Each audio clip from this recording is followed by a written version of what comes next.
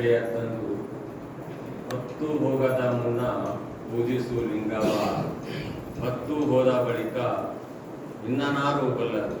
ಹೊತ್ತು ಹೋಗದ ಮುನ್ನ ಮೃತ್ಯು ಮುಟ್ಟದ ಮುನ್ನ ತೊತ್ತು ಕೆಲಸವ ಮಾಡು ಕೂಡಲ ಸಂಗಮಾದೇವ.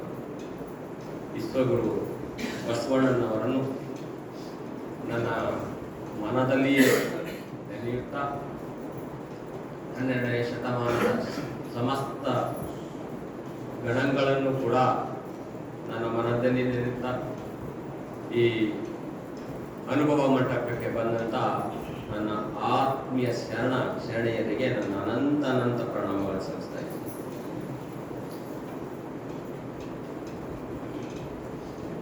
ಸಾರ ಸಜ್ಜನರ ಸಂಘ ಲೇಸು ಕಂಡಯ್ಯ, ದೂರ ದುರ್ಜನರ ಸಂಘವ ಭಂಗವಯ್ಯ. ಸಂಘ ವೆರಡುಂಟು, ಒಂದು ಹಿಡಿ ಒಂದು ಬಿಡು, ಮಂಗಳಮೂರ್ತಿ ಕೂಡಲ ಸಂಗನಾಶ. ಒಂದು ವಚನ ಬಸವಣ್ಣನವರು ಹೀಗೆ ಹೇಳ್ತಾ ಇದ್ದಾರೆ, ಮತ್ತೆ ಅದನ್ನೇ ಮತ್ತೊಂದು ರೀತಿಯಲ್ಲಿ ಹೇಳ್ತಾ ಇದ್ದಾರೆ. ಸಾರ ಸಜ್ಜನರ ಸಂಘ ಮಾಡುವುದು, ದೂರ ದುರ್ಜನ ಸಂಘ ಬೇಡವಯ್ಯ. ಆವ ಹಾವಾದಡೇನು ವಿಷ ಒಂದೇ, ಅಂತವರ ಸಂಘ ಬೇಡವಯ್ಯ. ಅಂತರಂಗ ಶುದ್ಧವಿಲ್ಲದವರ ಸಂಘವು ಸೆಳ್ಳಿ ಕಾಟ ಕೂಟ ವಿಷಯವೋ ಕೂಡಲ ಸಂಗಮದೇವ. ಇಂದು ಬಸವಣ್ಣನವರ ವಚನ ನಮಗೆ ಬೇಕಾಗಿದೆ. ಏಕೆಂದರೆ ಇಂದು ನಾವು ಸಮಾಜ ಎತ್ತರಕ್ಕೆ ಒಯ್ಯಬೇಕಾಗಿದೆ, ಒಂದು ನೀತಿ ಮಾರ್ಗದಲ್ಲಿ ಒಯ್ಯಬೇಕಾಗಿದೆ, ಒಂದು ಸುಸಂಸ್ಕೃತ ಸಮಾಜ ಮಾಡಬೇಕಾಗಿದೆ, ಒಳ್ಳೆಯ ಸಮಾಜ ಮಾಡಬೇಕಾಗಿದೆ. ಈ ಕಲ್ಯಾಣದಲ್ಲಿರುವಂತಹ ಸಮಾಜ ಇಡೀ ಜಗತ್ತಿಗೆ ತೋರಿಸಬೇಕಾಗಿದೆ. ಯಾವ ಮೂಲಕ ಅಂದ್ರೆ ಇಂತಹ ವಚನಗಳ ಮೂಲಕ. ಇಂದಿನ ಸಮಾಜಕ್ಕೆ ಈ ವಚನದ ಅವಶ್ಯಕತೆ ಬಹಳಷ್ಟಿದೆ. ಈ ವಚನದಿಂದ ಇಡೀ ಜಗತ್ತೇ ಬದಲಾವಣೆ ಆಗಬಹುದು. ಸಾರ ಸಜ್ಜನರ ಸಂಘ ಗಂಡಯ್ಯ. ಈ ವಚನದಿಂದ ಪ್ರತಿಯೊಬ್ಬ ಯುವಕ ಬದಲಾವಣೆ ಆಗಬಹುದು, ಕುಟುಂಬ ಬದಲಾವಣೆ ಆಗಬಹುದು, ಸಮಾಜ ಬದಲಾವಣೆ ಆಗಬಹುದು, ದೇಶ ಬದಲಾವಣೆ ಆಗಬಹುದು, ಇಡೀ ಜಗತ್ತೇ ಬದಲಾವಣೆ ಆಗಬಹುದು ಕೇವಲ ಒಂದೇ ಒಂದು ಬಸವಣ್ಣನವರ ವಚನದಿಂದ. ಒಬ್ಬ ವ್ಯಕ್ತಿ ಕಡು ಬಡವನಾಗಿರ್ತಾ ಇದ್ದಾನೆ. ಬಡವನಾಗಿ ಹೇಗಾದರೂ ಮಾಡಿ ನಾನು ಶ್ರೀಮಂತನಾಗ್ಬೇಕಂತ ದಿನವಿಡಿದು ದುಡಿದು ಕಷ್ಟಪಟ್ಟು ಅಗರ್ಭ ಶ್ರೀಮಂತನಾಗ್ತಾ ಇದ್ದಾನೆ. ಅಗರ್ಭ ಶ್ರೀಮಂತನಾದಾಗ ತನ್ನ ಮಗನಿಗೆ ಕರೆದು ಹೇಳ್ತಾ ಇದ್ದಾನೆ, ನೋಡು, ನೀನು ಒಳ್ಳೆಯವರ ಸಂಘ ಮಾಡು. ತಂದೆ ಹೇಳ್ತಾ ಇದ್ದಾನೆ, ದುಡಿದು ಗಳಿಸಿ ಅಗರ್ಭ ಶ್ರೀಮಂತವಾದ ತಂದೆ ಮಗನಿಗೆ ಹೇಳ್ತಾ ಇದ್ದಾನೆ. ಏನ್ ಹೇಳ್ತಾ ಇದ್ದಾನೆ? ಒಳ್ಳೆಯವರ ಸಂಘ ಮಾಡುವ. ಅವನು ಪುಸ್ತಕ ಓದಿ ಹೇಳಿಲ್ಲ, ಯಾವ ವಚನ ಹೇಳಿಲ್ಲ, ಯಾವ ಒಂದು ಮಂತ್ರ ಹೇಳಿಲ್ಲ, ಏನ್ ಹೇಳಿಲ್ಲ. ತಂದೆ ಕರೆಸಿ ಏನ್ ಹೇಳ್ತಾ ಇದ್ದಾರೆ ಮಗನಿಗೆ, ನೀನು ಒಳ್ಳೆಯವರ ಸಂಘ ಮಾಡು ಅಂತ ಹೇಳಿ ಪ್ರಾಣ ಬಿಟ್ಟು ಬಿಡ್ತಾ ಇದ್ದಾರೆ. ಕಷ್ಟಪಟ್ಟು ದುಡ್ಡು ಗಳಿಸಿ ಅಗರ್ಭ ಶ್ರೀಮಂತರಾದ ವ್ಯಕ್ತಿ ಕೊನೆಗೆ ತನ್ನ ಮಗನನ್ನು ಕರೆದು, ನೋಡು, ನೀನು ಒಳ್ಳೆಯವರ ಸಂಘ ಮಾಡು ಅಂತ ಕೊನೆಯ ಮಾತು ಹೇಳಿ ತಂದೆ ಪ್ರಾಣ ಬಿಟ್ಟು ಬಿಡ್ತಾ ಇದ್ದಾನೆ. ಆಗ ಮಗ ತಂದೆ ಶವ ಸಂಸ್ಕಾರ ಮಾಡ್ತಾ ಇದ್ದಾನೆ, ತಿಥಿಗಳು ಮಾಡ್ತಾ ಇದ್ದಾನೆ. 8 ದಿನಗಳ ನಂತರ ತಂದೆ ಸಾಯುವಾಗ ಕೀಲಿ ಕೈ ಕೊಟ್ಟಿರ್ತಾ ಇದ್ದಾನೆ. ಹಣದ ಪೆಟ್ಟಿಗೆಯ ಕೀಲಿ ಕೈ ಮಗನಿಗೆ ಕೊಟ್ಟಿರ್ತಾ ಇದ್ದಾನೆ. ಕೀಲಿ ತೆಗೆದುಕೊಂಡು ಹೋಗಿ ತೆಗಿತಾ ಇದ್ದಾನೆ. ಕೇವಲ ಬಂಗಾರ ರೂಪಾಯಿಗಳು ಕಾಣ್ತಾ ಇದ್ದಾರೆ. ಅಗರ್ಭ ಶ್ರೀಮಂತ ಬಂಗಾರ ರೂಪಾಯಿಗಳನ್ನು ಕಾಣ್ತಾ ಇದ್ದ. ನೋಡ್ತಾ ಇದ್ದಾನೆ, ಆದ್ರೆ ತಂದೆ ಹೇಳಿದ ಮಾತು ನೆನಪು ಹೋಗ್ತಾ ಇದೆ. ಏನ್ ಹೇಳ್ತಾ ಇದೆ? ನೀನು ಒಳ್ಳೆಯವರ ಸಂಘ ಮಾಡು. ಕೇವಲ ಒಂದೇ ಒಂದು ನುಡಿ, ಯಾವ ಒಂದು ಮಂತ್ರ ಹೇಳಿಲ್ಲ, ವಾಕ್ಯ ಹೇಳಿಲ್ಲ, ಯಾವ ಒಂದು ಪುಸ್ತಕವನ್ನೇ ಓದಿ ಹೇಳಿಲ್ಲ. ಕೇವಲ ಒಂದು ಮಾತು ಹೇಳ್ತಾ ಇದ್ದಾನೆ ಸಾಯುವಾಗ, ನೀನು ಒಳ್ಳೆಯವರ ಸಂಘ ಮಾಡು. ಕೀಲಿ ತೆಗೆದು ನೋಡ್ತಾ ಇದ್ದಾನೆ. ತಂದೆ ಹೇಳಿದ ಮಾತು ನೆನಪು ಹೋಗ್ತಾ ಇದೆ, ನೆನಪು ಹೋಗ್ತಾ ಇದೆ. ದುಡ್ಡು ನೋಡ್ತಾ ಇದ್ದಾನೆ, ಆ ದುಡ್ಡು ತೆಗೆದುಕೊಳ್ತಾ ಇದ್ದಾನೆ. ಹೊರಗೆ ಬರ್ತಾ ಇದ್ದಾನೆ, ತನ್ನ ಸ್ನೇಹಿತರನ್ನು ಕಾಣ್ತಾ ಇದ್ದಾನೆ. ಸ್ನೇಹಿತರ ಕಾಣಲು ಅವರ ಜೊತೆ ಮಾತನಾಡುವಾಗ ಆ ಸ್ನೇಹಿತರು ಹೇಳ್ತಾ ಇದ್ದಾರೆ, ನೀನು ಅಗರ್ಭ ಶ್ರೀಮಂತ, ನೀನು ಒಳ್ಳೆವ, ನಿನ್ನ ಚಂದ ಅಂದ ಚಂದ ಇಷ್ಟು ಹೇಳಕ್ಕೆ ಬಾರುವುದಿಲ್ಲ, ನೀನು ಮಹಾನ್ ವ್ಯಕ್ತಿ ಅಂತ ಹೇಳ್ತಾ ಇದ್ದಾರೆ. ಅಂದ್ರು ಆ ಹುಡುಗನಿಗೆ, ಯುವಕನಿಗೆ ಇವರು ಬೋಧನೆ ಮಾಡ್ತಾ ಇದ್ದಾರೆ. ಅವನು ಎಲ್ಲರ ಮಾತುಗಳನ್ನು ಕೇಳಿ ನಾನು ಇಷ್ಟ ಇದ್ದೇನಲ್ಲ ಅಂತ ಆಯ್ತು. ತಂದೆ ಹೇಳಿದ ಮಾತು ನೆನಪು ಹೋಗ್ತಾ ಇದೆ. ನಾನು ಯುವಕ, ನನ್ನಲ್ಲಿ ದುಡ್ಡು ಸಂಪತ್ತು ಎಲ್ಲ ಇದೆಯಲ್ಲ. ಅವರನ್ನು ಕೇಳ್ತಾ ಇದ್ದಾನೆ. ಅವರು ಜೊತೆ ಅಡ್ಡಾಡ್ಲಿಕ್ಕೆ ಪ್ರಾರಂಭವಾಗ್ತಾ ಇದೆ. ದಿಲ್ಲಿಗೆ ಹೋಗ್ತಾ ಇದ್ದಾನೆ, ಅಮೆರಿಕಕ್ಕೆ ಹೋಗ್ತಾ ಇದ್ದಾನೆ, ಜಪಾನ್ಗೆ ಹೋಗ್ತಾ ಇದ್ದಾನೆ.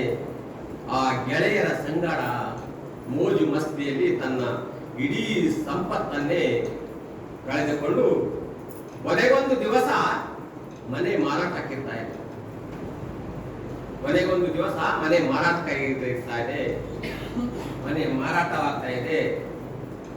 ಒಂದು ಸಣ್ಣ ಗುಡಿಸಲಿನಲ್ಲಿ ಬಂದಿರ್ತಾ ಇದ್ದಾನೆ. ಆವಾಗ ತಾಯಿ ಅಂತ ಇದ್ದಾಳೆ, ತಂದೆ ಹೇಳಿದ ಮಾತು ನೆನಪಿದೆಯಾ ಅಂತ ಕೇಳ್ತಾ ಇದ್ದ. ತಂದೆ ಹೇಳಿದ ಮಾತು ನೆನಪಿದೆಯಾ ಅಂತ ಕೇಳಿದಾಗ, ಈಗ ನೆನಪು ಮಾಡ್ಕೊಂಡು ಏನು ಮಾಡಲಿ ಅಂತ ಅವರು. ಹೀಗೆ ತಮ್ಮ ಯುವಕರು ಇಂದಿನ ಕಾಲದಲ್ಲಿ ಸಂಪೂರ್ಣವಾಗಿ 100% ತಾನು ಗಳಿಸದೆ ತನ್ನ ತಂದೆ ತಾಯಿ ಗಳಿಸಿದ ಹಣದಿಂದ ಇಂದು ಮೋಜು ಮಸ್ತಿ ಮಾಡ್ತಾ ಇದ್ದಾರೆ. ಆದ್ದರಿಂದ ಅದನ್ನು ತಡೆಯುವುದಕ್ಕಾಗಿ ನಾವು ಏನು ಮಾಡಬೇಕಾಗಿದೆ? ಇಂತಹ ಸತ್ಸಂಗಕ್ಕೆ ಕರೆದುಕೊಂಡು ಬಂದಾಗ ಮನಸ್ಸಿನ ಬದಲಾವಣೆ ಆಗ್ತದೆ. ಏನು ದೊಡ್ಡದಲ್ಲ, ಈ ಮಹಾನ್ ಕಾರ್ಯಗಳು ದೊಡ್ಡವಲ್ಲ. ಬಂದು ಕುಂತು ಕೇಳಿದಾಗ ಮನಸ್ಸಿನ ಪರಿವರ್ತನೆ ಆಗ್ತಾ ಇದೆ. ಆದ್ದರಿಂದ ಸಜ್ಜನರ ಸಂಘ ಲೇಸು ಕಂಡಯ್ಯ. ಸಜ್ಜನರ ಸಂಘ ಅಂದ್ರ ಲೇಸು, ಒಳ್ಳೆಯದು. ಬಸವಣ್ಣನವರು ಹೇಳ್ತಾರೆ, ಸಜ್ಜನರ ಸಂಘ ಮಾಡ್ರಿ, ದುರ್ಜನರ ಸಂಘ ಭಂಗವಯ್ಯ. ಅದು ಇದು ಅಲ್ಲ, ಅದು ಉರಿ ಇದ್ದಂತೆ, ಭಂಗವಿದ್ದಂತೆ, ಇದು ಕೆಟ್ಟದ್ದು, ಅದನ್ನು ಮಾಡಬೇಡ ಅಂತ ಹೇಳ್ತಾ ಇದ್ದಾರೆ. ಸಂಘ ಎರಡು ಉಂಟು, ಎರಡು ಸಂಘವಿದೆ, ಒಳ್ಳೆಯದು ಕೆಟ್ಟದ್ದು, ಒಳ್ಳೆ ವ್ಯಕ್ತಿ ದುರ್ಜನ ವ್ಯಕ್ತಿ, ಎರಡು ಸಂಘಗಳಿವೆ. ಅದರಲ್ಲಿ ಒಂದನ್ನು ಹಿಡಿ, ಒಂದನ್ನು ಬಿಡು. ಅದು ನಮಗೆ ಆಯ್ಕೆ ಮಾಡ್ಕೊಳ್ಬೇಕಾಗಿದೆ. ಒಂದನ್ನು ಹಿಡಿಬೇಕಾಗಿದೆ, ಒಂದನ್ನು ಬಿಡಬೇಕಾಗಿದೆ. ಅದರ ಆಯ್ಕೆ ನಮ್ಮ ಮೇಲಿದೆ. ನಮ್ಮ ಮೇಲೆ ಇದ್ದಾಗ ಒಳ್ಳೆಯದನ್ನು ಆಯ್ಕೆ ಮಾಡಿಕೊಂಡಾಗ ಶ್ರೀ ಸಂಪತ್ತನ್ನು ಇದ್ದರೂ ಕೂಡ ನಾವು ಒಳ್ಳೆಯದನ್ನಿದ್ದಾಗ ಶ್ರೀ ಸಂಪತ್ತಿನ ಮೂಲಕ ಸಮಾಜದಲ್ಲಿ ಒಬ್ಬ ಅತ್ಯಂತ ಶ್ರೇಷ್ಠ ವ್ಯಕ್ತಿಯಾಗಲು ಬರೆಯಲು ಸಾಧ್ಯ. ಅದೇ ಶ್ರೀ ಸಂಪತ್ತನ್ನು ಹಾಳು ಮಾಡಿಕೊಂಡಿದ್ದೇ ಆದರೆ ಅವನಂತ ಕೆಟ್ಟ ವ್ಯಕ್ತಿಯೂ ಕೂಡ ಯಾರಾಗುವುದಿಲ್ಲ. ಯಾಕಂದ್ರೆ ಸಮಾಜವನ್ನು ಕೀಳಾಗಿ ನೋಡ್ತಾ ಇದೆ. ಅಂದಿನ ಸಮಾಜವೇ ಅವನಿಂದ ತಿಂದ ಹಣ, ಅವನಿಂದ ತಿಂದ ಏನು ಯುವಕರಿರ್ತಾ ಇದೆ, ಅವರನ್ನು ಕಡೆಗಣಿಸ್ತಾ ಇದ್ದಾರೆ. ಅಂತ ಸಮಾಜ ನಾವು ತಿಳ್ಕೊಳ್ಬೇಕಾಗಿದೆ. ಆದ್ದರಿಂದ ನಾವು ಒಂದನ್ನು ಹಿಡಿಯಬೇಕಾಗಿದೆ, ಮತ್ತೊಂದನ್ನು ಬಿಡಬೇಕಾಗಿದೆ. ಮಂಗಳ ಮೂರ್ತಿ ನಮ್ಮ ಕೂಡಲ ಸಂಗಮ. ಸಜ್ಜನರ ಸಂಘ ಮಾಡುವುದು ಅಂದ್ರೆ ಹಾಗೆ ಹೆಜ್ಜೆನು ಸವಿದಂತೆ. ಒಳ್ಳೆಯವರ ಸಂಘ ಏನಾದ್ರೂ ಮಾಡಿದ್ರೆ ಹೆಜ್ಜೆನು ಅಂದ್ರೆ ಈ ಜೇನು ತುಪ್ಪ ಏನಿರ್ತದೆ ದೊಡ್ಡದಾಗಿರುವಂತಹ ಜೀವನ ಬಹಳಷ್ಟು ಸುಯಿಯಾಗಿರ್ತಾ ಇದೆ. ಅದಕ್ಕೆ ಹೆಜ್ಜೆನು ಅಂತ, ದೊಡ್ಡದಾದ ಜೀವನ. ಹೆಜ್ಜೆನು ಸವಿದಂತೆ ದುರ್ಜನರ ಸಂಘ ಬಚ್ಚಲ ನೀರಿನಂತೆ ಅಂತ ಹೇಳ್ತಾ ಇದ್ದಾರೆ ಶರಣರು.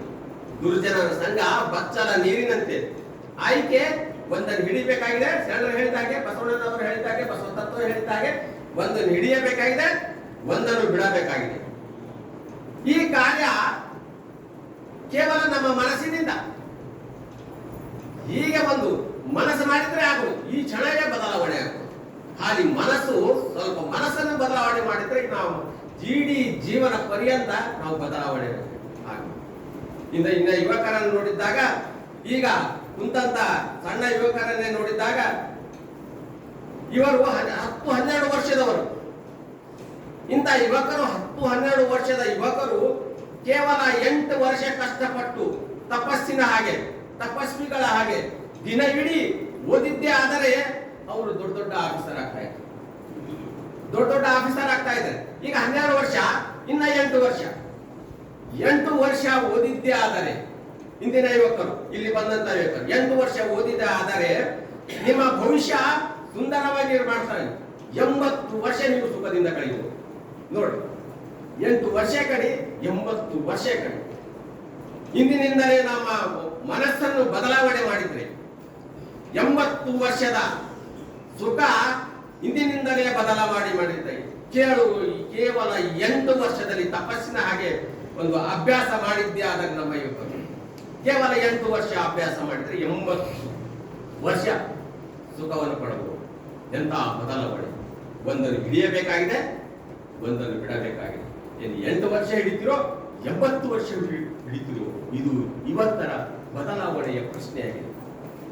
ಯಾಕೆಂದ್ರೆ ನಮ್ಮ ಸಮಾಜ ಎಲ್ಲಿ ಹಾಳಾಗ್ತಾ ಇದೆ ಅಂದ್ರೆ ವಿಚಾರ ಇಲ್ಲದೆ, ವಿಚಾರಗಳ ವಿನಿಮಯವಿಲ್ಲದೆ, ಮಾತುಗಳ ವಿನಿಮಯವಿಲ್ಲದೆ, ಕೇವಲ ಮೊಬೈಲಿನಲ್ಲಿ ತಮ್ಮ ಕೈಗಳನ್ನು ಆಡ್ತಾ ಇವೆ ಹೊರತು ಮಾತುಗಳ ಮೂಲಕ ಆಡ್ತಾ ಇವೆ.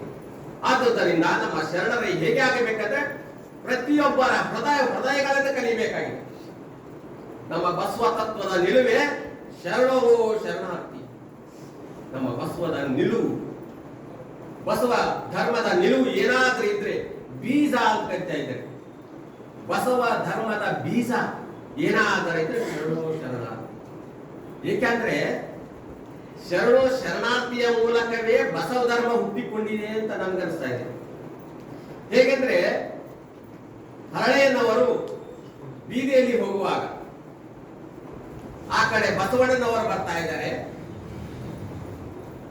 ಅವರು ಬಂದಾಗ ಶರಣೋ ಬಸವಣ್ಣ ಅಂತ ಕರೀತಾ ಇದ್ದಾರೆ. ಆವಾಗ ಹರಳೆಯನವರು ರಾಜ್ಯದ ಒಂದು ಕುದುರೆಯ ಮೇಲೆ ಇರುವುದರಿಂದ, ರಾಜಾಶ್ರಯದ ಕುದುರೆ ಇರುತ್ತದೆ, ರಾಜನ ಕೊಟ್ಟ ಕುದುರೆ, ಗುಜ್ಜಳ ರಾಜನ ಕೊಟ್ಟಂತ ಕುದುರೆ ಆಗ್ತಾ ಇದೆ.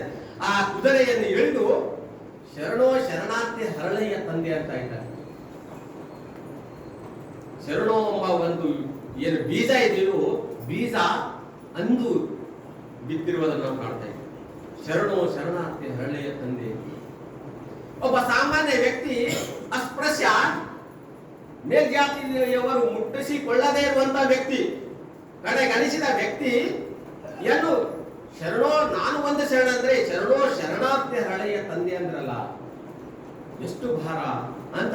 ಅದೇ ಮುಂದುವರೆದು ಗಂಡ ಹೆಂಡತಿಯರ 2 ಚರ್ಮದ ಪಾದರಕ್ಷೆಗಳನ್ನು ಮಾಡಿ ಬಸವಣ್ಣನವರಿಗೆ ಒಯ್ದು ಕೊಟ್ಟಾಗ, ಇವು ನನಗೆ ಸಲ್ಲದಲ್ಲ, ಇದು ಪೃಥ್ವಿಗೆ ಸಮಾನ ಅಂತ ಹೇಳ್ತಾ ಇದ್ದಾರೆ.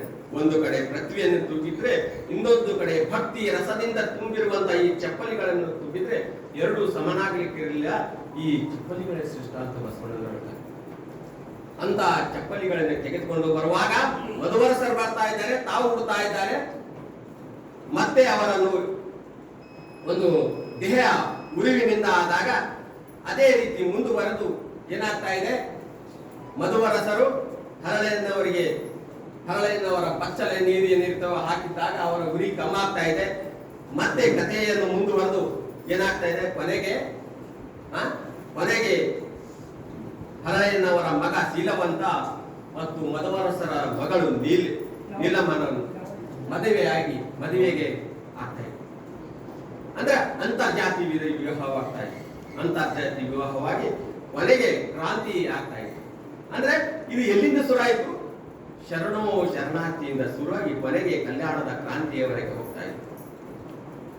ಆದುದರಿಂದ ನಾವು ಶರಣರಾದವರು ಪ್ರತಿಯೊಬ್ಬರು ಎಷ್ಟು ಬಂದಾಗ ನಮ್ಮ ಶರಣರು ಮಠಪತಿಯವರು ಶರಣೋ ಶರಣಾರ್ಥಿ ಅವರಂದಾಗ ನೀವು ಶರಣೋ ಶರಣಾರ್ಥಿ ಅಂತ ಎಷ್ಟು ನಿರ್ಮಲವಾಗಿ ಈ ಭವನ ಕಾಣ್ತಾ ಇದೆ, ಈ ಅನುಭವ ಮಂಟಪ ಅನ್ನುವಾಗ ಎಷ್ಟು ಪವಿತ್ರತೆಯಿಂದ ಕುಡಿತಾ ಇದೆ, ಮನಸ್ಸು ಎಷ್ಟು ಅರಳರ್ತಾ ಇದೆ ಅಂದ್ರೆ ಅಭಿಮಾನದಿಂದ ಬರ್ತಾ ಇದೆ. ಶರಣೋ ಶರಣಾರ್ಥಿ, ನಾನು ದೇವ ನೀನು ದೇವ. ಶರಣವು ಆ ವ್ಯಕ್ತಿಗೆ ಅಲ್ಲ, ಆ ವ್ಯಕ್ತಿಯಲ್ಲಿರುವ ದೇವನಿಗೆ. ದೇವರನ್ನು ಕಾಣಬೇಕು. ನಾವು ಶರಣ ಅಂದಾಗ, ಯಾರಿಗಾದ್ರೂ ನಾವು ಶರಣ ಅಂದಾಗ ಆ ವ್ಯಕ್ತಿಯ ನಿಜ ಸ್ವರೂಪವನ್ನು ಕಾಣದೆ ಅವನ ಅಂತರಾತ್ಮದಲ್ಲಿರುವ ದೇವರನ್ನು ಕಂಡು ನಾವು ಶರಣೋ ಶರಣಾರ್ಥಿ. ಪ್ರತಿಯೊಬ್ಬ ವ್ಯಕ್ತಿ ಮತ್ತೊಬ್ಬ ವ್ಯಕ್ತಿಗೆ ಶರಣೋ ಶರಣಾರ್ಥಿ ಮಾಡುವಾಗ ಅವನಲ್ಲಿ ದೇವರೂಪವನ್ನು ಕಾಣಿದಾಗ ನಮಗೆ ಸಂತೋಷವಾಗ್ತಾ ಇದೆ. ಮುಂದೆ ಮೊಸಡಿ ಚೌಡಯ್ಯನವರು ಬರ್ತಾ ಇದ್ದಾರೆ. ಅವರು ಮೊಸಡಿ ಚೌಡಯ್ಯನವರು ನಮ್ಮ ಶರಣರ 12ನೇ ಶತಮಾನದಲ್ಲಿ ಬರ್ತಾ ಇದ್ದಾರೆ. ಅವರು ಶರಣೋ ಶರಣಾರ್ಥಿ ಅಂತ ಇಷ್ಟು 12ನೇ ಶತಮಾನದಲ್ಲಿ ಎಲ್ಲ ಜನರಿಗೆ ತಿಳಿಸ್ಕೊಟ್ಟಿದ್ದಾರೆ. ಅಂದ್ರೆ ತಾವು ಬರುವಾಗ ಯಾರಾದ್ರೂ ಕಂಡರೆ, ಯಾವನೇ ವ್ಯಕ್ತಿ ಕಾಣಲಿ ಶರಣೋ ಶರಣಾರ್ಥಿ. ಆ ಎದುರಿನ ವ್ಯಕ್ತಿ ಶರಣೋ ಶರಣಾರ್ಥಿ ಅಂದಾಗ, ಅವ ಎದುರಿನ ವ್ಯಕ್ತಿ ಶರಣೋ ಅಂದಾಗ ಮಾತ್ರ ಅವ್ರು ಹೋಗ್ತಾ ಇದ್ದಾರೆ ನೋಡಿ. ಇಲ್ಲದೆ ಹೋಗ್ತಾ ಇರ್ಲಿಲ್ಲ. ಶರಣೋ ಶರಣಾರ್ಥಿ ಅಂತ ಅವ್ರನ್ನು ಶರಣೋ ಶರಣಾರ್ಥಿ ಅಂತ ಅಂದಾಗ ಮಾತ್ರ ಅವ್ರು ಮುಂದೆ ಕಾಲಿರ್ತಾ ಇದ್ರು. ಇಲ್ದಿದ್ರೆ ಅವ್ರು ಎದುರೇ ನಿಂತು ಶರಣೋ ಶರಣಾರ್ಥಿ ಅಂತ ನೋಡಿ. ಅವ್ರು ಅಂದಾಗ ಮುಂದೆ ಸರಿತಾ ಇದ್ರು. ಒಮ್ಮೆ ಭಕ್ತಿ ರಸದಲ್ಲಿ ತುಂಬಿ ಹೋಗ್ತಾ ಇರುವಂತ ಮುಸುಳಿ ಚೌಡಯ್ಯನವರು ವೇಗದಲ್ಲಿ ಹೋಗ್ತಾ ಇದ್ದಾರೆ. ಆ ಊರಿಗೆ ಶರಣರು ಬರ್ತಾ ಇದ್ದಾರೆ. ಸಂಭ್ರಮದಲ್ಲಿ ಇವರು ಕೂಡ ಹೋಗ್ತಾ ಇದ್ದಾರೆ. ಹೋಗುವಂತ ಸಂದರ್ಭದಲ್ಲಿ ಶವದ ಮೆರವಣಿಗೆ ಬರ್ತಾ ಇದೆ. ಶವ ತೆಗೆದುಕೊಂಡು ಬರ್ತಾ ಇದ್ದಾರೆ. ಆ ಶವ ತೆಗೆದುಕೊಂಡು ಬರುವಾಗ ಆ ಶವವನ್ನೇ ನೋಡ್ತಾ ಇದ್ದಾರೆ ಮುಸುಳಿ ಚೌಡಯ್ಯನವರು. ಅರೆ, ನಮ್ಮ ಶರಣರು ಹೊರಟ್ರಲ್ಲ ಅಂತ ತಿಳ್ಕೊಂಡು ಅವರು ಆ ಶವಕ್ಕೆ, ಆ ಹೆಣಕ್ಕೆ ವಿಭೂತಿ ಬಡದಿರ್ತಾ ಇರ್ತಾರೆ. ಹೊರಳಲ್ಲಿ ರುದ್ರಾಕ್ಷಿ ಇರ್ತಾ ಇದೆ. ಮನುಷ್ಯನ ಹಾಗೆ, ಶರಣರ ಹಾಗೆ ಆ ಶವ ಕಾಣ್ತಾ ಇದೆ. ಶರಣೋ ಶರಣಾರ್ಥಿ ಅಂತ ಶವಕ್ಕೆ ಅಂತ ಇದ್ದಾರೆ.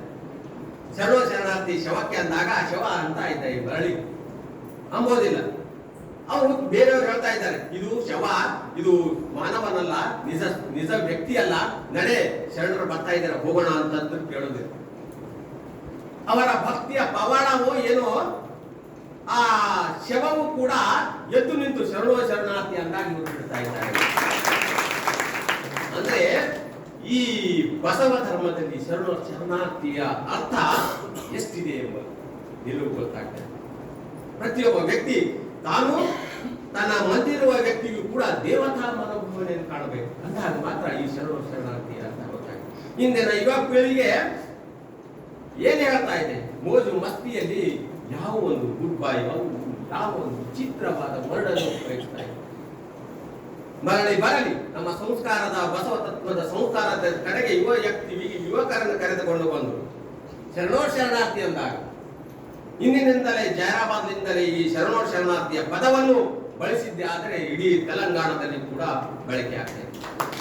ಆದ್ದರಿಂದ ನಾವು ಪ್ರತಿಯೊಬ್ಬ ಮಕ್ಕಳಿಗೆ ಯಾರೇ ಬರಲಿ, ಶರಣೋ ತಂದೆ, ಶರಣೋ ತಾಯಿ, ದೊಡ್ಡವರಿದ್ದಾರೆ, ಶರಣೋ ತಂದೆ, ಸಣ್ಣವರಿದ್ದಾರೆ, ಶರಣೋ ತಮ್ಮ, ಶರಣೋ ಅಣ್ಣ ಅಂತ ಹೋದಾಗ ಆ ಬೆಳವಣಿಗೆ ಬರ್ತಾ ಇದೆ.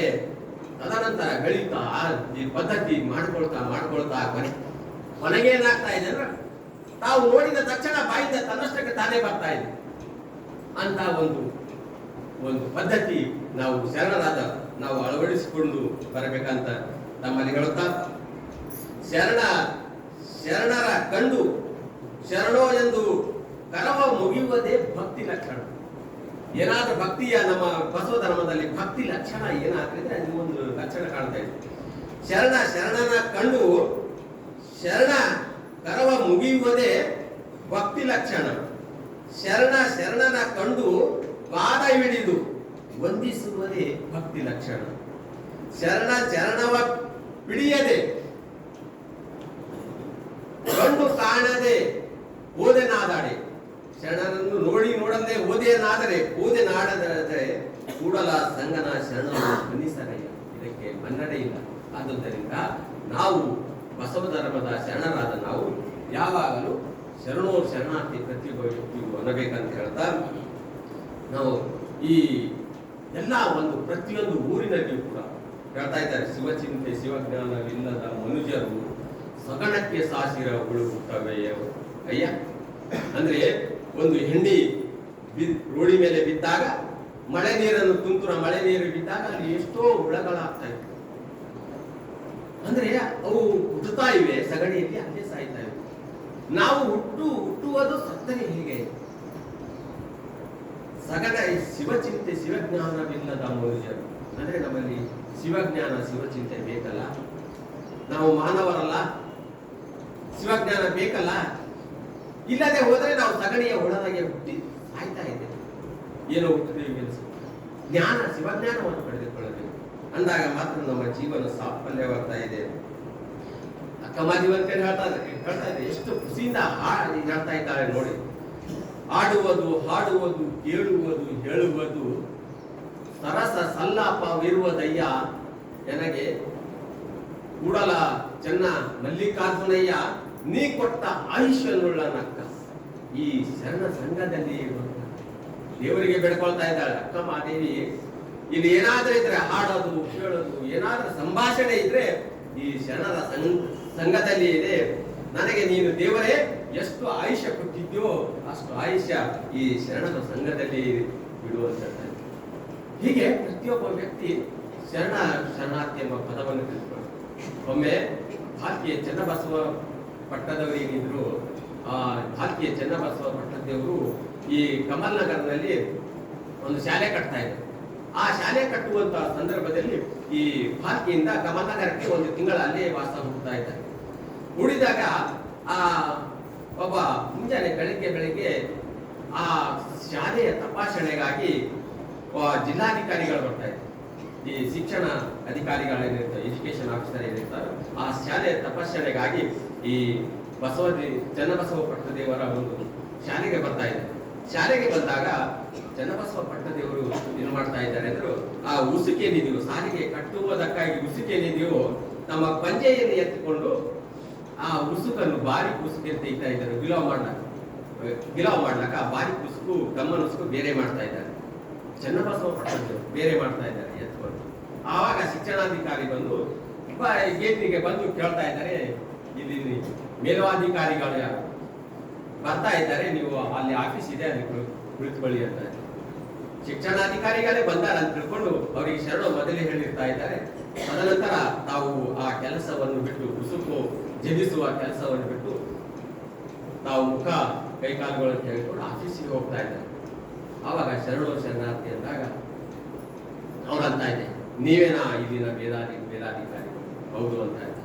ಅವರು ಆ ಜಿಲ್ಲಾಧಿಕಾರಿಗಳು ಚನ್ನಬಸವ ಪಟ್ಟದೇವರಿಗೆ ಕಾಲ್ಕೊಳ್ತಾ ಇದ್ದಾರೆ. ಅಂದ್ರೆ ಇಂತಹ ಮಹಾನ್ ವ್ಯಕ್ತಿಗಳು ಕೂಡ ಏನು ಶರಣ ಎಂಬುವುದರ ಮೂಲಕ ಈ ಅಂದಿನ ಜಿಲ್ಲಾಧಿಕಾರಿಗಳು ಹೇಳ್ತಾ ಇದ್ದಾರೆ. ತದನಂತರ ಅಂತ ದೊಡ್ಡ ವ್ಯಕ್ತಿ ನನಗೆ ಶರಣ ಅಂದ್ರಲ್ಲ ಅಂತ ಹೇಳಿ ಆ ತಮ್ಮ ಜೀವನ ಇಡೀ ಪೂರ್ತಿ ದೊಡ್ಡವರು ಯಾರಾದ್ರೂ ಕಾಣಿದ್ರೆ ಶರಣಾರ್ಥಿ, ಯಾರಾದ್ರೂ ವಿಭಕ್ತಿ ಹಚ್ಕೊಂಡಾಗ ಅದು ಶರಣಾರ್ಥಿ ಎಂಬ ಪದವನ್ನು ಆ ಶಿಕ್ಷಣ ಜಿಲ್ಲಾಧಿಕಾರಿಗಳು ಕಲ್ತಿರುವುದನ್ನು ನಾವು ಕಾಣ್ತಾ ಇದ್ದೀವಿ. ಅವ್ರು ಹೇಳ್ತಾ ಇದ್ದಾರೆ, ನಾನು ಕಲ್ಪದ್ದು ಶರಣಾರ್ಥಿ ಎಂದು ಚನ್ನಬಸವ ಮೂಲಕ ಅನ್ಕೊಂಡಿದ್ದಾರೆ. ಹೀಗೆ ನಮ್ಮ ಜೀವನದಲ್ಲಿ ಅನೇಕ ಸನ್ನಿವೇಶಗಳನ್ನು ಕಾಣಿದ್ದಾಗ ನಾವು ಮಾಡಬೇಕಾಗಿರುವುದೇನು, ನಾವು ಪ್ರತಿಯೊಬ್ಬ ಎದುರಿಗುವಂತಹ ವ್ಯಕ್ತಿಯಲ್ಲಿ ದೇವತಾ ಮನೋಭಾವನೆಯನ್ನು ಕಂಡು ನಾವು ನಮ್ಮಲ್ಲಿರುವ ದೇವರು ಮತ್ತು ಎದುರಿನಲ್ಲಿ ಇರುವಂತಹ ವ್ಯಕ್ತಿಯಲ್ಲೂ ದೇವರಿದ್ದಾನೆ, ಹೃದಯದಲ್ಲಿಯೂ ದೇವರಿದ್ದಾನೆ, ಅವನು ದೇವರು ಅಂತ ತಿಳ್ಕೊಂಡಾಗ ಒಬ್ಬ ವಿದ್ಯಾರ್ಥಿ, ಒಬ್ಬ ಹುಡುಗ ತಂದೆ ಮೊದಲೇ ತೀರಿಕೊಂಡಿರ್ತಾ ಇದ್ದಾನೆ. 5-6 ವರ್ಷದ ಹುಡುಗ, ತಾಯಿ ತೀರ್ಕೊಂಡಿರ್ತಾ ಇದ್ದಾಳೆ. ಹಾಗಾದಿ ಅಂತ ಗಾಯದಿಗಳು ಏನಂತ ಇರ್ತಾರೆ ಅವರು, ಇವನಿಗೆ ನಾವು ಸರಿವಿದೆ ಆದರೆ ನಮ್ಮನ್ನು ಪಾಲ ಕೇಳಬಹುದು ಅಂತ ತಿಳ್ಕೊಂಡು ಅವನು ಕೂಡ ಮನೆಯಿಂದ ಹೊರಗೆ ತಳ್ತಾ ಇದ್ದಾನೆ. ಹೊರಗೆ ತಳ್ಳಿದ್ದಾಗ ಅವನಿಗೆ ಹರ್ಷವಾಗ್ತಾ ಇದೆ. ಮನೆಗೆ ಹೋಗಿ, ಬೇರೆಯವರ ಮನೆಗೆ ಹೋಗಿ ಬೇಡ್ಕೊಳ್ತಾ ಇದ್ದಾನೆ, ಅಮ್ಮ ತುತ್ತು ಅನ್ನ ಕೊಡುವ, ತುತ್ತು ರೊಟ್ಟೆ ಕೊಡ ಅಂತ ಕೇಳ್ತಾನೆ. ಆಗ ಆ ಮನೆಯವರು ವಿಚಾರ ಮಾಡ್ತಾ ಇದ್ದಾರೆ, ಇವನು ಪಕ್ಕದ ಮನೆಯವನು, ಇವತ್ತು ನಾವು ರೊಟ್ಟೆ ಕೊಟ್ಟಿದ್ದೆ ಆದರೆ ನಾಳೆ ಬರ್ಬೋದು ಅಂತ ಹೇಳ್ಕೊಂಡ್ರೆ ನಮ್ಮಲ್ಲಿಲ್ಲ ಬೇರೆಯವರ ಮನೆಗೆ. ಆ ಊರಿನ ಪ್ರತಿಯೊಬ್ಬ ವ್ಯಕ್ತಿಯು ಕೂಡ ಬೇರೆಯವರ ಮನೆಯಿಂದ ತೋರಿಸ್ತಾ ಇದ್ದಾರೆ. ಕೊನೆಗೆ ಅವನು ಗುಡಿಯ ಪೂಜಾರಿ ಏನಿರ್ತಾ ಇದ್ದನು ಪೂಜಾರಿಗೆ ಕೇಳ್ತಾನೆ, ಪೂಜಾರಿ ಏನಾದರೂ ಕೊಡೋ ಅಂತ. ಗುಡಿಯಲ್ಲಿರುವ ಪೂಜಾರಿಗೆ ನನಗೆ ಹಸಿವಾಗಿದೆ ಅನ್ನ ಕೊಡೋ. ಪೂಜಾರಿ ಕೂಡ ಕೊಡೋದಿಲ್ಲ. ಮಸೀದಿಗೆ ಹೋಗಿ ಬಿಡ್ತಾ ಇದ್ದಾನೆ, ಮಸೀದಿಯಲ್ಲಿ ಮೊಲ್ಲಾನು ಕೊಡೋದಿಲ್ಲ. ಕ್ರೈಸ್ತ ಒಂದು ಚರ್ಚಿಗೆ ಹೋಗ್ತಾ ಇದ್ದಾನೆ, ಅಲ್ಲಿ ಪಾದ್ರಿಯೂ ಕೂಡ ಅನ್ನ ಕೊಡೋದಿಲ್ಲ. ಕೊನೆಗೆ ಅಳುತ್ತಾ 5-6 ವರ್ಷದ ಹುಡುಗ ಅಳುತ್ತಾ ಊರಿನ ಗಡೆ ದಾಟಿ ಬರುವಾಗ ಒಂದು ಮಾವಿನ ಹಣ್ಣು ಕಾಣ್ತಾ ಇದೆ. ಮಾವಿನ ಹಣ್ಣು ಕಾಣಿದಾಗ ಕರೆದು ಅವನಿಗೆ ಹಣ್ಣು ತಿನ್ನಿಸ್ತಾ ಇದ್ದ. ಹಸಿವಾದಾಗ ಹುಡುಗ ಸಂಪೂರ್ಣವಾಗಿ ಹೊಟ್ಟೆ ತುಂಬ ಆ ಮಾವಿನ ಹಣ್ಣುಗಳನ್ನು ತಿಳಿದು ಮಲ್ಕೊಳ್ತಾ ಇದ್ದಾನೆ. ಮಲ್ಕೊಂಡಾಗ ನಿದ್ರೆ ಹತ್ತಾ ಇದೆ.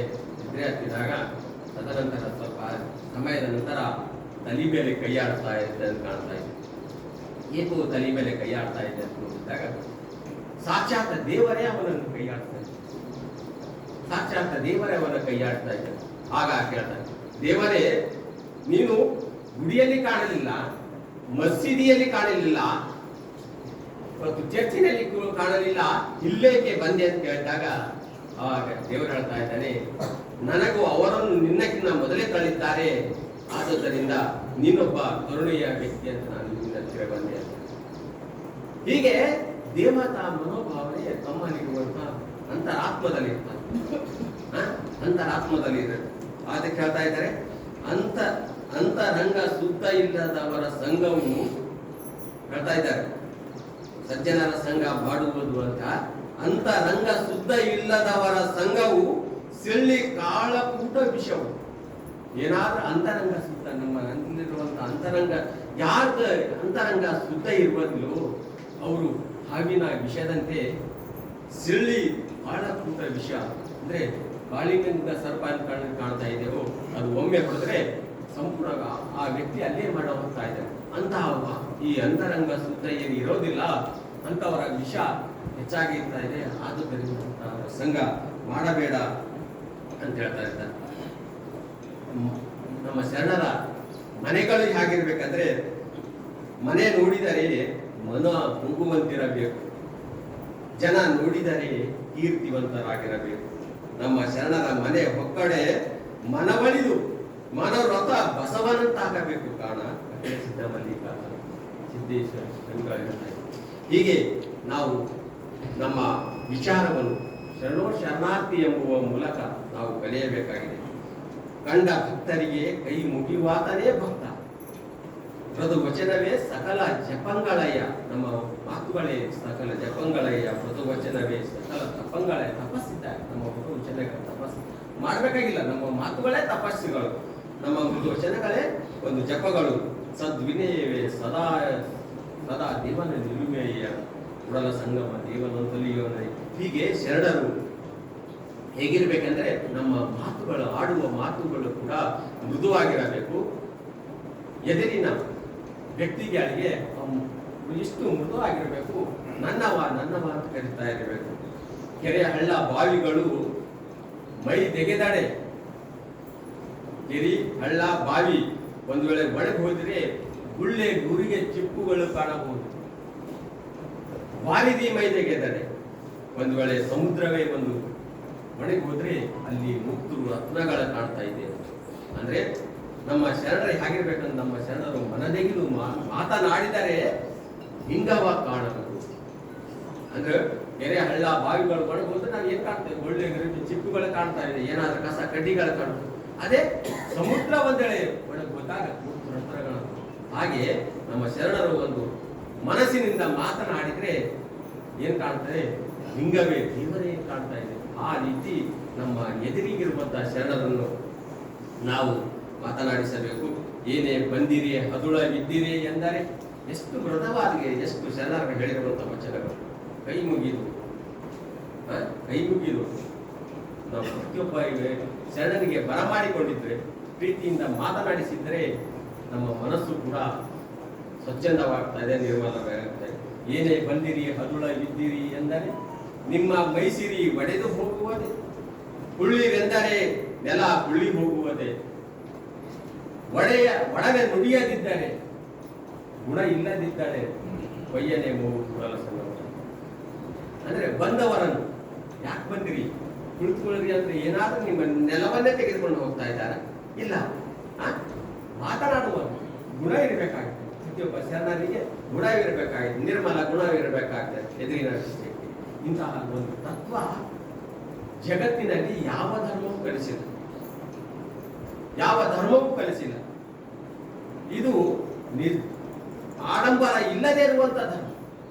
ಪ್ರತಿಯೊಬ್ಬ ವ್ಯಕ್ತಿಯಲ್ಲಿ ಆಡಂಬರ ಇಲ್ಲದೆ ಇರುವಂತಹ ಧರ್ಮ ಇದಾಗಿರುವುದರಿಂದ ನಾವು ಕಲಿಯಬೇಕಾಗಿದೆ ಏನಂದ್ರೆ, ಪ್ರತಿಯೊಬ್ಬ ಎದುರಿನಿಗಿರುವಂತಹ ವ್ಯಕ್ತಿ ದೇವತಾ ಮನೋಭಾವನೆ ಕಾಣಿತಾ ಎಲ್ಲವೂ ಸರಿಯಾಗಿ ಕಾಣ್ತಾ ಇದೆ ಎಂಬ ಒಂದು ವಿಚಾರವನ್ನು ನಾನು ಹೇಳುತ್ತಾ, ಇಂದು ಜಗತ್ತಿಗೆ ಬೇಕಾಗಿರುವುದು ಶಾಂತಿ, ಭ್ರಾತೃತ್ವದ ಸಂದೇಶ. ಏಕೆಂದ್ರೆ ಇಂದು ಜಗತ್ತು ಎಷ್ಟು ಶ್ರೀಮಂತ ಆಗಿದೆ ಅಂದ್ರೆ ಹೇಳಕ್ಕೆ ಬರೋದಿಲ್ಲ. ಜಗತ್ತು ಇಷ್ಟು, ಯಾಕೆಂದ್ರೆ ಜಲದಲ್ಲಿ ಓಡಾಡ್ತಾ ಇದ್ದಾನೆ, ವಾಯುವಿನಲ್ಲಿ ಓಡಾಡ್ತಾ ಇದ್ದಾನೆ, ಭೂಮಿಯ ಮೇಲೆ ಓಡಾಡ್ತಾ ಇದ್ದಾನೆ. ಪ್ರತಿಯೊಬ್ಬ ವ್ಯಕ್ತಿ ಜಗತ್ತೇ ಶ್ರೀಮಂತವಾಗಿದೆ. ಈಗ ಏನಾದ್ರೂ ಮಾಡಬೇಕಾದ್ರೆ ನಾವು ಶಾಂತಿ ಸಂದೇಶಗಳನ್ನು ಕೊಡ್ತೀವಿ. ಏಕೆಂದ್ರೆ ನಾನು ದೊಡ್ಡವ ಅಂತ ಜಗತ್ತೇ ಆಗ್ತದೆ. ರಷ್ಯಾ ಇವೆಲ್ಲ ನೋಡಿದಾಗ, ಈಗ ಅರಬ್ ಕಂಟ್ರಿಗಳನ್ನು ನೋಡಿದಾಗ ಯುದ್ಧಗಳೇ ಕಾಣ್ತಾ ಇವೆ. ಏಕೆಂದ್ರೆ ನಾನು ದೊಡ್ಡವ ಎಂಬ ವಿಚಾರ. ಆದ್ರೆ ಶರಣರ ಸಂದೇಶದಲ್ಲಿ ನಾನು ದೊಡ್ಡವ ಅಲ್ಲ, ಎದುರಿನವು ಕೂಡ ನನಗಿಂತ ಕಿರಿಯರಿಲ್ಲ ಅಂತ ಬಸವಣ್ಣನೇ ಹೇಳ್ತಾರೆ. ಅಂದ್ರೆ ಎದುರಿನವರೇ ದೊಡ್ಡವ ಅಂದಾಗ ಈಗ ಜಗತ್ತೇ ನಾನು ದೊಡ್ಡವ ಅಂತ ಅಂದು ದೇಶಗಳಲ್ಲಿ ಯುದ್ಧವಾಗುವ ಕಾಣ್ತಾ ಇದೆ. ಮೂರನೇ ಒಂದು ಮಹಾಯುದ್ಧದ ಸಂದೇಶ ಇಂದು ನಾವು ಕಾಣ್ತಾ ಇದ್ದೀವಿ. ಆದುದರಿಂದ ಈ ಜಗತ್ತಿಗೆ ಬೇಕಾಗಿರುವಂತಹ ಬಸವ ಧರ್ಮದ ಸಂದೇಶಗಳು, ಇವುಗಳನ್ನು ತೆಗೆದುಕೊಂಡು ಹೋಗಬೇಕಾದ್ರೆ ಇಂದಿನ ಯುವಕರಿಂದಲೇ ಸಾಧ್ಯ. ಯುವಕರು ಇಂದಿನ ಕಾಲದಲ್ಲಿ ತಮ್ಮ ಮೊಬೈಲ್ಗಳ ಮೂಲಕ ಏನ್ ನೋಡ್ತಾ ಇದ್ದೆವು, ಯಾವುದೋ ಒಂದು ವಿಡಿಯೋ ಹಾಕಿ, ಯಾವುದೋ ಒಂದು ತಮ್ಮ ಸಮಯದ ಒಂದು ಕಳೆದುಕೊಳ್ತಾ ಇದೆ. ಇಂತಹ ಸಂದೇಶವನ್ನು ಹಾಕುವುದರ ಮೂಲಕ ನಮ್ಮ ಬಸವ ಧರ್ಮದ ಸಂದೇಶಗಳನ್ನು, ನೀತಿಗಳನ್ನು ಹಾಕಿದ್ದೆ ಆದ್ರೆ ಪ್ರತಿಯೊಬ್ಬ ವಿಶ್ವದಲ್ಲಿ ಸಂಚರಿಸ್ತಾ ಇದೆ. ನಮ್ಮ ಜನರ ಒಂದು ವಚನಗಳನ್ನೇ ಪ್ರತಿಯೊಬ್ಬ ವ್ಯಕ್ತಿ ತಮ್ಮ ಜನರ ವಚನಗಳನ್ನು ಒಂದು ಅರ್ಥವನ್ನು ತಮ್ಮ ಮೊಬೈಲ್ ಮೂಲಕ ವಿಶ್ವಕ್ಕೆ ಪರಿಚಯ ಮಾಡಿದ್ದಾರೆ, ಸಮಾಜಕ್ಕೆ ಪರಿಚಯ ಮಾಡಿದ್ದಾರೆ, ದೇಶಕ್ಕೆ ಪರಿಚಯ ಮಾಡಿದ್ದಾರೆ, ಬೇರೆ ಧರ್ಮಕ್ಕೆ ಪರಿಚಯ ಮಾಡಿದ್ದಾರೆ. ನಮ್ಮ ಧರ್ಮ ಏನಂತ ಗೊತ್ತಾಗ್ತದೆ. ಆದ್ದರಿಂದ ನಮ್ಮ ಧರ್ಮದ ಸಂದೇಶ ಏನು ಅಂತ ಗೊತ್ತಾಗ್ತದೆ. ಆದ್ದರಿಂದ ಒಳ್ಳೆಯ ವ್ಯಕ್ತಿಗಳ ಆಗಲು ಸಾಧ್ಯ. ಆದುದರಿಂದ ಇಂದು ಮಾಡಬೇಕಾಗಿರುವುದು, ಇಲ್ಲಿರುವಂತಹ ವ್ಯಕ್ತಿಗಳನ್ನೆಲ್ಲ ಗಣನೆಗೆ ತೆಗೆದುಕೊಂಡಾಗ ವಯಸ್ಸಾದ ವ್ಯಕ್ತಿಗಳನ್ನೇ ನಾವು ಕಾಣ್ತೇವೆ. ಆಗ ಇದರ ಮುಂಚೂಣಿ ಹಿಡಿಯುವುದಕ್ಕಾಗಿ ಯುವಕರು ಬೇಕಾಗ್ತದೆ. ಆ ಯುವಕರು ಮುಂಚೂಣಿ ಹಿಡಿಯಬೇಕಾದ್ರೆ ಯುವಕರ ಒಂದು ಸಂದೇಶದ ಮೂಲಕ ಜಗತ್ತಿಗೆ ಪರಿಚಯ ಮಾಡಿಕೊಳ್ಬೇಕು. ಯಾಕೆಂದ್ರೆ ಅವರಲ್ಲಿ ಶಕ್ತಿ ಇರ್ತಾ ಇದೆ. ಆ ಶಕ್ತಿಯ ಮೂಲಕ ಇಡೀ ಜಗತ್ತಿಗೆ ಪರಿಚಯ ಮಾಡಬೇಕು. ಯುವಕರೇ ಮಾಡದೆ ಹೋದರೆ ಇಂದಿನ ಯುವಕರ ಗತಿ ಏನು, ಯಾವ ಒಂದು ಸಂದೇಶ ಜಗತ್ತಿಗೆ ಕೊಡ್ತಾ ಇದ್ದಾರೆ. ಆದುದರಿಂದ ಈ ಬಸವ ಧರ್ಮದ ಏನಾದ್ರೂ ಇದ್ರೆ ಯುವಕರ ಕೈಯಲ್ಲಿದೆ. ಆದುದರಿಂದ ಎಲ್ಲ ತಂದೆ ತಾಯಿಗಳಿಗೂ ಕೂಡ ಅದನ್ನು ಸಮೀಕರಣದಿಂದ ಕೇಳಿಕೊಳ್ಳೋದೇನೆಂದ್ರೆ, ಬಸವ ಧರ್ಮ ಇಡೀ ಜಗತ್ತಿನಲ್ಲಿ ಶ್ರೇಷ್ಠ ಸಂದೇಶವನ್ನು ಕೊಡುವಂತ ಧರ್ಮ, ನೀತಿವಂತ ಧರ್ಮ ಮತ್ತು ತಮ್ಮ ಜೀವನವನ್ನು ಸರಾಗವಾಗಿ ಹುಟ್ಟಿನಿಂದ ಸಾಯುವವರೆಗೆ ಸರಾಗವಾಗಿ ಸರಳ ರೀತಿಯಿಂದ ತೆಗೆದುಕೊಂಡು ಹೋಗುವಂತ ಧರ್ಮ. ಇಲ್ಲಿ ಆಚಾರಗಳಿಲ್ಲ, ಏನೂ ಒಂದು ಆಡಂಬರದ ವಿಚಾರಗಳಿಲ್ಲ. ಒಂದು ಜೀವನ ಮಾಡುವಂತ ಕಲೆ ಏನಿದೆಯೋ ಕಲೆ ತೋರಿಸಿಕೊಟ್ಟ ಧರ್ಮ. ಎಲ್ಲಿಯೋ ದೊಡ್ಡ ದೊಡ್ಡ ಗುಡಿಗಳನ್ನು ಕಟ್ಟಿ ಆ ದೇವರನ್ನೇ ಪೂಜೆ ಮಾಡುವಂತ ಒಂದು ದಬ್ಬಾಳಿಕೆ ಧರ್ಮ ಇದೆ. ಅದರಿಂದ ಫಲ ಏನು ಅಂತ ನಾವು ಪ್ರಶ್ನೆ ಹಾಕಿದ್ದೆ ಆದ್ರೆ ಬೇರೆ ಆಗ್ತಾ ಇದೆ.